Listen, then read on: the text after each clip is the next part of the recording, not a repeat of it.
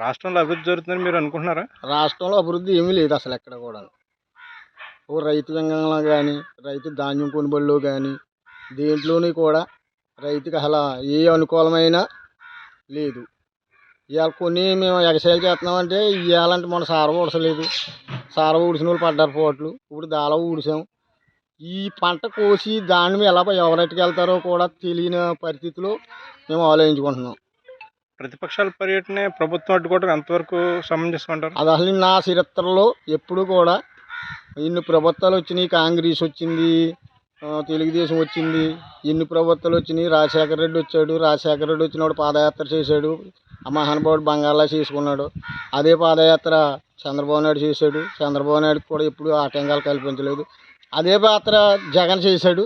జగన్ చేశాడు, మరి ఆ పాదయాత్ర చేశాడు, గెలిచాడు. కానీ అదే పాదయాత్ర ఇవాళ లోకేష్ చేస్తున్నాడంటే ఆ రోజుని ఆ పాదయాత్రని ఈ తెలుగుదేశం గవర్నమెంట్ అడ్డు పెట్టుకుంటే ఇలా ఆ రోజుని జగన్మోహన్ రెడ్డి పాదయాత్ర చేయగలుగుతాడా? మరి అదే పాదయాత్ర చేసినప్పుడు అడుగడుగు అడ్డంగాలు మైకాయలు ఆగేసుకుంటాము, కారులు దింపేస్తాము. అది రాజ్యాంగానికి నేను అంబేద్కర్ మనిషిని అంటాడు. పక్క మాటలు చూస్తేనేమో అంతా రౌడీయజము, రౌడీ వ్యాపారము. మాకైతే నచ్చలేదు. జగన్ పాలన ఎలా ఉందండి? ఏమీ బాగాలేదండి. ఎందుకంటారు? 3 రాజధానులు అంటారు, ఒక రాజధాని ఉండదు, ఏమి ఉండదు, అభివృద్ధి లేదు, ఏమీ లేదు. ఏ డబ్బులు వేసానంటారు, ఆ డబ్బులు ఎవరికి ఏంటో ఎందుకు వేస్తారో అది తెలియదు. ఇప్పుడు ఏదైనా ఇన్కమ్ వస్తేనే కదా వేస్తే బాగుంటుంది. ఇన్కమ్ లేదు, నిరుద్యోగం పెరిగిపోయింది, టీచర్ పోస్టులు తీయలేదు. ఏమీ లేకుండా పరిపాలన అంటే ఏం బాగుంటుందండి? ప్రతిపక్షాలు ఏదైనా పర్యటన చేస్తుంటే ప్రభుత్వం అడ్డుకుంటుంది. అది అలా అడ్డుకోకూడదండి. అది సమంజసం కాదు. ఎందుకంటే జగన్ చేశారు, ఆయన ఎవ్వరు అడ్డుకోలేదు. ఆయన చేశారు, ఆయన చెప్పారు, ప్రజలు నమ్మారు, ఓటేశారు, ఆయన సీఎం అయ్యాడు. అలాగే ఈయన కూడా వదులుతారు, తిరుగుతాడు, ఆయన ఏం చేస్తాడో, ఏం చెప్తాడో, ఏం చేయబోతాడో చెప్తాడు. ప్రజలు నమ్మితే ఓటేస్తారు, వదిలేస్తే ఫ్రీగా అయిపోద్ది. పోలీసులను పెట్టి ఆపించడం, మైకు లాక్కోవడం, కుర్చీ లాక్కోవడం. అది రేపు వాళ్ళ పరిపాలన వస్తే ఏం తిరగనివ్వరు. దీని గొడవలు తప్ప ఇంకేం ఉపయోగం ఉంటుందండి? ఇది ఎవరు చెప్పుకుంటే వాళ్ళకి ఓటేస్తారు. ప్రజలు ఎవరు నమ్మితే వాళ్ళకి ఓటేస్తారు. తిరగనివ్వాలి. ఇది వనపర్తిలో ఆయన్ని చంద్రబాబు నాయుడు ఆపేయడం, ఇప్పుడు ప్రతిపక్షాలందరినీ ఆపేయడం వల్ల ఏంటి ఉపయోగం అండి? రౌడీజం తప్ప ఏం ఉపయోగం? అందరూ తిరగాలి, అందరూ మాట్లాడాలి. ప్రజలు అంతిమంగా తీర్పాలు ఇస్తారు. దాన్ని బట్టి ఎవరు కావాలితే వాళ్ళు అధికారంలోకి వస్తారు. భావ స్వేచ్ఛ నొక్కేయడం అనేది కరెక్ట్ కాదండి. ఎందుకంటే రేపు పొద్దున్న మనం మాట్లాడాలి, చెయ్యాలి. అది మనకున్న ప్రాబ్లం చెప్పుకుంటే అవతలకి అర్థమవుద్ది. ఇలా నొక్కేసి మనల్ని ఎలా కప్పేటేద్దామంటే అది అవ్వదండి. ఏదో రోజు తిరగబడతారో వీళ్ళందరూ కూడా ఆ రోజు మళ్ళీ దోకోవాల్సిన పరిస్థితి వస్తుంది. జగన్ గారి పాలన బాగానే ఉంటుంది అని అనుకున్నాము.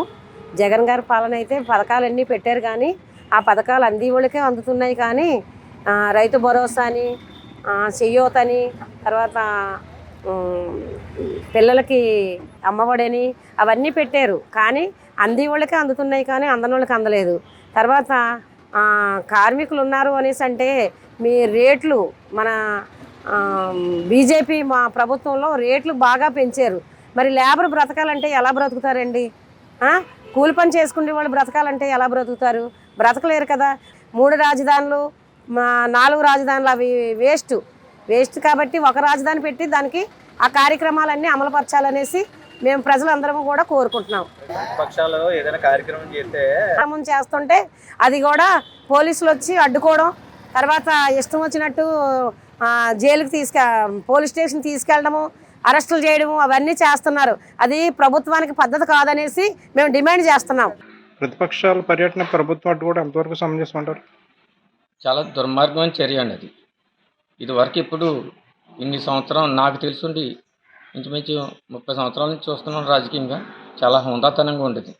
కానీ ఇప్పుడు రాజకీయం అంటే ఇదివరకు ప్రతిపక్ష నాయకుడికి కూడా, అధికారంలో ఉన్న నాయకుడి కంటే ప్రతిపక్ష పార్టీలు కూడా అంతే గౌరవం ఉండేది. ఎందుకంటే వాళ్ళు నిష్పక్షపాతంగా ప్రజల కోసం పోరాటం చేసేవారు. అలాగే వాళ్ళు నిరసనలు తెలపడాలన్నా, లేకపోతే ఒక సామాన్య వ్యక్తికి అతనికి ఏదన్నా మంచి జరగాలని ఉద్యమం చేయాలన్నా ఇప్పుడున్న ప్రభుత్వం చాలా దుర్మార్గంగా వ్యవహరిస్తుంది. ఎందుకంటే ప్రతిపక్ష నాయకులే కాకుండా ప్రజలను కూడా హింసించి అణగదొక్కాలని పోలీసు వ్యవస్థను అయితేనండి కేసులు అవి పెట్టి భయభ్రాంతులు చేసి వాళ్ళ అభిప్రాయాలు కానీ వాళ్ళ హక్కులు కానీ పరిరక్షించుకోవడం కోసం పోరాటం చేయడానికి ఏ విధమైన ఆస్కారం లేదు.